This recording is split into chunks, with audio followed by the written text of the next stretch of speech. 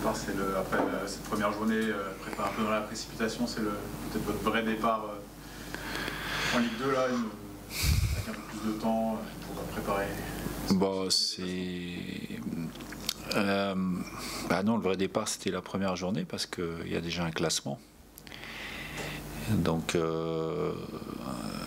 encore une fois, malgré le retard pris à l'allumage pour les raisons que vous connaissez, le championnat il a commencé. Alors après, oui, on a pu avancer un peu sur l'effectif, comme vous l'avez vu. Ça nous a donné aussi des indications, même si je trouve que le score est quand même sévère par rapport au match, mais je pense qu'on a vu que tant qu'on était à un certain niveau athlétique, on pouvait rivaliser, mais que voilà, je pense qu'on manque de puissance offensive, à la fois au sens propre comme au sens figuré, pour pouvoir exister dans un match. Donc c'est un des axes de travail aussi qu'on a sur les jours à venir, enfin en tout cas sur les jours qui nous restent, hein, parce que comme je vous ai dit, les 62 jours de retard qu'on a,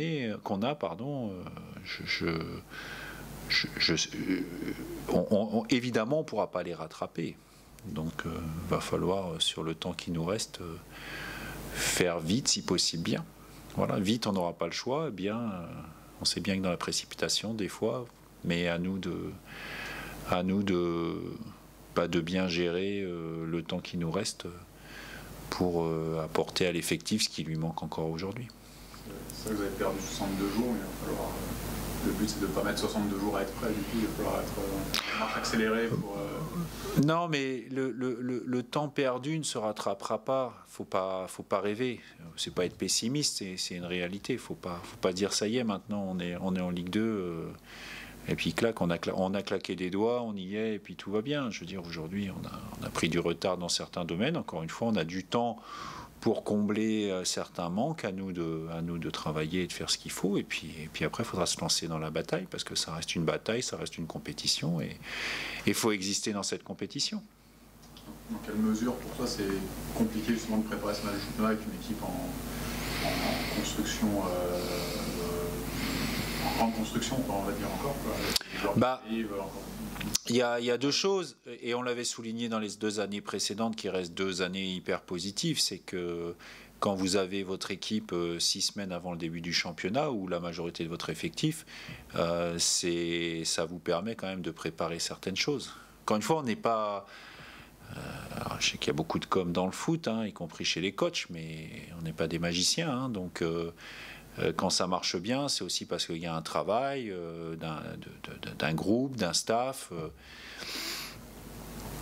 Et là, on a travaillé effectivement avec des joueurs qui étaient là, avec beaucoup d'interrogations, et qui sont eux bien préparés, mais on savait qu'il y avait des touches à apporter, mais ça, c'est pas nouveau, on le savait bien avant la fin du dernier championnat, que si on était en Ligue 2, il y avait des améliorations à apporter à l'effectif, parce qu'on savait qu'il y avait des joueurs... Le plus symbolique, c'est Moïse Saïdion. On savait qu'il y avait des joueurs importants qui allaient partir. Donc maintenant, on ne pouvait pas avancer parce que vous ne pouviez pas avoir de certitude quand vous contactiez un joueur pour lui dire oui, t'inquiète pas, viens, on va être en Ligue 2. Aujourd'hui, les 62 jours de galère, est-ce que ça a aussi pu créer quelque chose? On compte... Non, mais on compte dessus, évidemment. Bien sûr que ça a créé quelque chose. D'ailleurs, quand on voit le début de match, quand on a senti qu'il y a cet état d'esprit. Et puis on y accorde beaucoup d'importance au club depuis plusieurs années, bien avant mon arrivée d'ailleurs. Donc on compte là-dessus, mais ça fait pas tout, l'état d'esprit. Encore une fois, l'année dernière, je l'ai dit plusieurs fois, s'il suffisait que d'avoir envie... il suffirait juste de se présenter, de se motiver un peu. Heureusement d'ailleurs que le football il se joue sur d'autres paramètres. Donc il y a quand même des adversaires, il y a un ballon. Il faut mettre le ballon à un certain endroit. Pendant ce temps-là, il faut empêcher l'adversaire de faire la même chose dans son propre camp. Et heureusement, il y a d'autres paramètres. Donc c'est pour ça aussi que la qualité des acteurs à un moment donné, elle a son importance. Et puis on sait très bien à quoi est liée la qualité des acteurs aussi. Voilà. Tu parlais de Moïse justement, est-ce que justement trouver son remplaçant, entre guillemets, ça va être une des clés du mercato et de votre saison, du coup, aussi, ce qui est forcément très important. Moïse, clairement, encore une fois, Moïse, c'était aussi un élément d'une équipe, d'un collectif, parce qu'il a bénéficié aussi de ce collectif. Moïse, il a été aussi globalement plutôt géré sur le nombre de matchs, parce que à un moment, il a fallu quand même faire attention, mais c'est 15 buts en championnat, 5 buts en coupe. Ça fait 20 buts. Alors, clairement, aujourd'hui, se dire qu'on aura ce joueur-là, c'est peu probable. Donc, il faudra faire autrement. Voilà. Et il faudra faire autrement. Donc, on y travaille. Mais trouver quelqu'un aujourd'hui, avec le retard qu'on a pris, capable de faire ce que lui a fait individuellement en termes de stats, ça va être compliqué, c'est évident. C'est aussi ça, quelque part, c'est l'inquiétude des 2 mois d'attente, elle n'était pas forcément sur le fait d'attendre, parce que globalement, tout le temps on a gardé espoir, mais moi je suis plus inquiet maintenant qu'on y est que je ne l'étais en attente de savoir si on allait y être, parce que globalement j'ai peu douté de ce côté-là. Voilà, je restais mesuré, mais j'ai peu douté. Aujourd'hui, oui, parce que maintenant qu'on y est, il faut être dans la compétition. Et là, effectivement, les événements ont fait que c'est pas évident, mais encore une fois, si la tâche me semblait impossible, j'aurais pas re-signé non plus. Donc voilà. Quels sont les arguments aujourd'hui pour attirer Océane, si vous basez sur... Enfin, qu'est-ce que vous mettez en avant? Qu'est-ce que fait que vous pouvez essayer d'avoir? C'est pas le joueur dont vous rêviez parce qu'il y a ce retard, mais je pense que depuis 2 ans, on a montré quand même qu'à travers des joueurs comme Kierémé, Saïdion, Mwanga aujourd'hui, Gabijan, j'oublie pas Clément Bilmas qui malheureusement s'est blessé au plus mauvais moment pour nous, parce que ça commençait à être le meilleur moment pour lui aussi.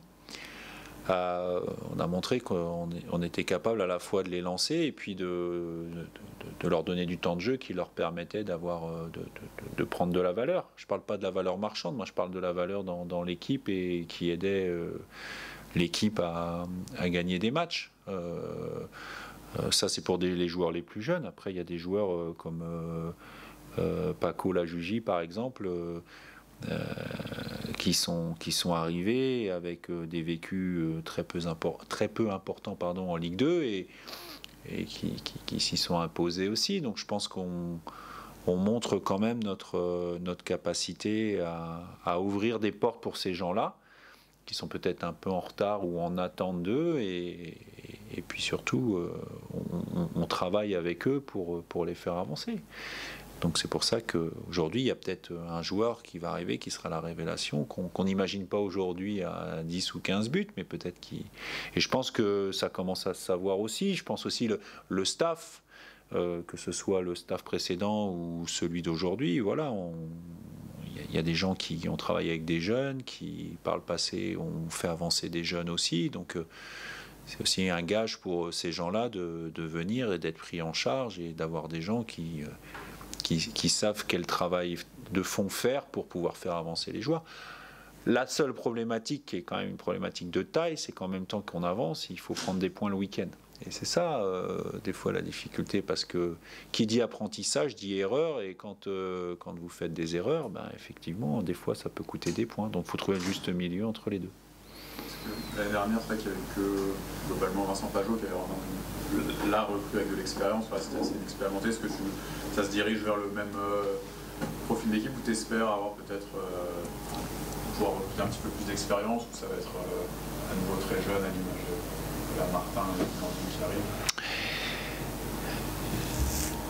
On veut toujours des joueurs expérimentés, talentueux, qui coûtent pas cher.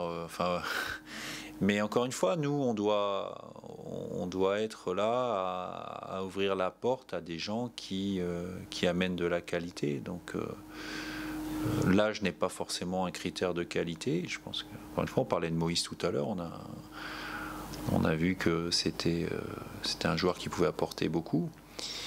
Mais je dis souvent, c'est le message, des fois, les jeunes joueurs, quand ils arrivent, souvent via leurs agents, on dit ouais, mais il a la recherche de temps de jeu. Mais moi, je ne donne pas de temps de jeu aux jeunes. Finalement, c'est les jeunes qui vont chercher le temps de jeu. C'est le joueur qui va chercher le temps de jeu. Le joueur, il a 18 ans, il a 25 ans. À partir du moment où il est performant, il joue. Voilà. C'est vrai que pour nous, aujourd'hui, on est plus une terre d'accueil pour des jeunes joueurs qui veulent progresser et donner un nouvel élan à leur carrière, ou un élan à leur carrière pour démarrer, parce que aujourd'hui, on n'a pas les budgets non plus pour aller chercher des joueurs expérimentés et qui ont aujourd'hui une autre valeur marchande. Mais encore une fois, ça fait 2 ans qu'on fonctionne comme ça et ça se passe plutôt bien. Dans l'idéal, tu espères encore combien d'arrivées? Est-ce qu'il y a des postes prioritaires? Je donne pas de... Parce que quelque part,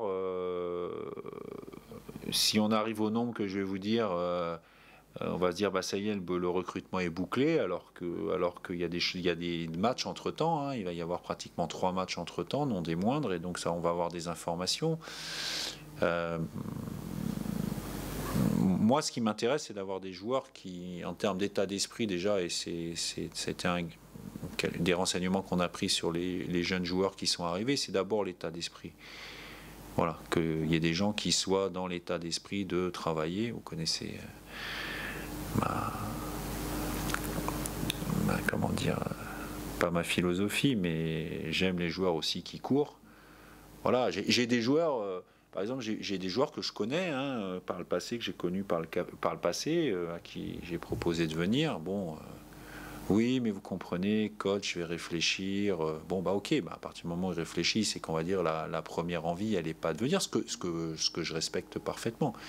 Ici, il faut avoir envie de venir, il faut avoir envie de travailler, de progresser, de courir et aider le club à prendre des points et gagner des matchs. Voilà, parce que c'est pas l'argent, c'est pas le contexte, c'est pas le stade, c'est pas les 45 000 spectateurs à chaque match qui vont forcément vous emmener vers ça. Donc il faut aller chercher autre chose. Est-ce qu'à l'inverse, on pourrait y avoir encore des départs, notamment à Kevin Mwanga pour aller cet été, est-ce que ça pourrait encore... Aujourd'hui, tant que le mercato n'est pas terminé, tout peut se passer dans un sens ou dans l'autre. Voilà. Kevin, c'est un cas très clair parce qu'il y a une porte qui a été ouverte, une porte à un transfert qui a été ouverte.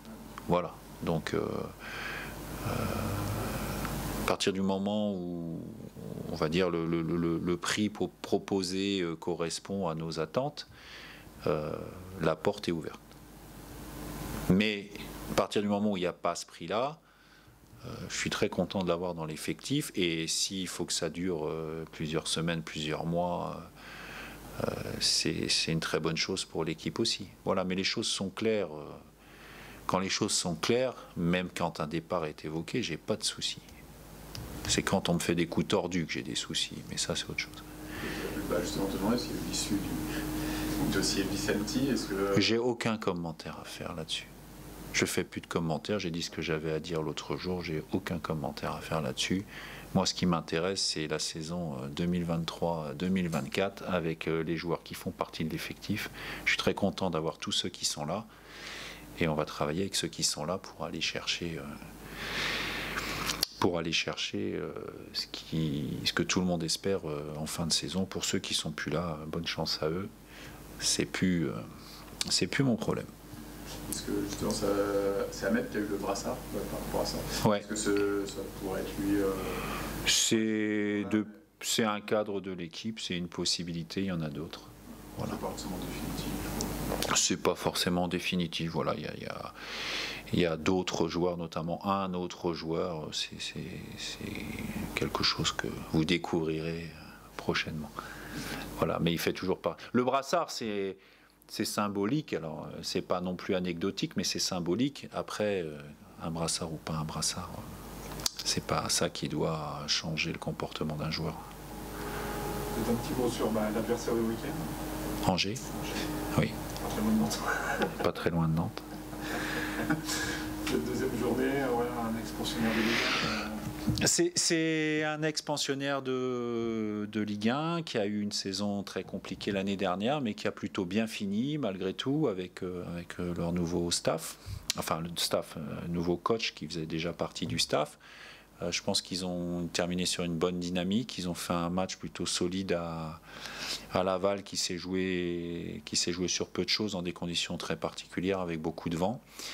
Il y a beaucoup évidemment de qualités individuelles, notamment sur le plan offensif. Il faudra être capable d'être très solide 90 minutes pour pouvoir espérer quelque chose. Et puis ces équipes-là, elles ont forcément des ambitions vers le haut, légitimes, et elles veulent forcément, surtout après une défaite sur un premier match, elles vont être très motivées à domicile. Donc c'est un gros morceau. Voilà, mais bon, dans cette Ligue 2, quand vous allez me poser des questions sur les adversaires, je vais souvent vous dire que c'est des gros morceaux, hein, parce que Angers, ça faisait quelques années de suite en Ligue 1. Je m'excuse, j'ai pas le chiffre exact, mais des infrastructures, des joueurs de talent, voilà, donc ils vont forcément être très motivés en jouant Annecy ce week-end, et puis surtout pour effacer l'échec de la semaine dernière. Dès la fin de saison dernière, tu prévenais que la saison à venir allait être encore plus dure. Je confirme. Ouais. Avant de savoir ce qui allait vous tomber sur la gueule. Qu'est-ce qui fait qu'il faut croire à Annecy, justement, malgré tout ça? Mais il faut y croire parce que, encore une fois, c'est une dynamique, un projet qui est déjà depuis plusieurs années, encore une fois, bien avant que j'arrive. Il y a des valeurs aussi ici qui correspondent à ce qu'on aime dans le sport, d'abnégation, de sueur, de générosité au service de l'humilité. Et c'est important et ça existe encore. Voilà, donc c'est aussi pour ça, à titre individuel, que moi, je me suis investi là-dedans dans le temps. Mais c'est évidemment notre force pour installer le club durablement. Donc il faut croire à ça et il faut effectivement voir le positif aussi de la situation et de ce qui s'est passé pendant 2 mois et des interrogations qu'il y a pu y avoir, parce que il faut et ça doit aussi représenter une force psychologique au niveau du groupe pour aller faire encore un autre exploit, parce que c'est un exploit qu'il va falloir aller faire. Je rappelle que c'est une Ligue 2 très compétitive et en plus à 4 descentes, donc pour la dernière année, hein. Et elle va être encore plus compétitive puisque maintenant, contrairement à l'année passée où certains clubs ont eu des résultats bizarres dans les 10 dernières journées, là ils vont se battre jusqu'au bout, ceux-là, parce que le 5e, le 4e et le 3e vont faire les playoffs. Donc ça va changer des choses cette année. Dernière question. Ouais, juste sur Martin et Nordine qui vous rejoignent, qu'on va voir après. Un petit mot sur chacun, sur leur profil prosétorial. Ça fait partie des joueurs à potentiel qui doivent avoir gagné du temps de jeu dans un club. C'est l'opportunité des clubs comme nous aussi de jouer quand même en Ligue 2. Et après, c'est leur adaptation et leur état d'esprit qui fera que de trouver le juste milieu entre je gagne du temps de jeu pour mon expérience personnelle et puis en même temps avoir conscience que l'équipe, le club a besoin de points. Mais je suis confiant parce que ils sont là, en plus ils sont derrière la caméra en train de m'écouter. Et puis la deuxième chose, c'est qu'en termes d'état d'esprit, s'ils sont là, c'est qu'en termes d'état d'esprit, on a eu des garanties. Il y a d'autres joueurs qui auraient pu être là et qui n'ont pas représenté les mêmes garanties en termes d'état d'esprit et sur lesquels on n'a pas poussé. Parce que pour nous, c'est primordial. Voilà. Et on va les découvrir petit à petit. Ils ont de la qualité. Puis en plus, ils courent. Donc, c'est bien. C'est un message, je leur passe. Mais ils courent. Juste pour finir, le petit point traditionnel sur l'effectif, les blessés, on a toujours Bilmaz, Spano en blessé longue durée. Vincent Pajot sort de suspension. Voilà, sinon j'ai pas de blessés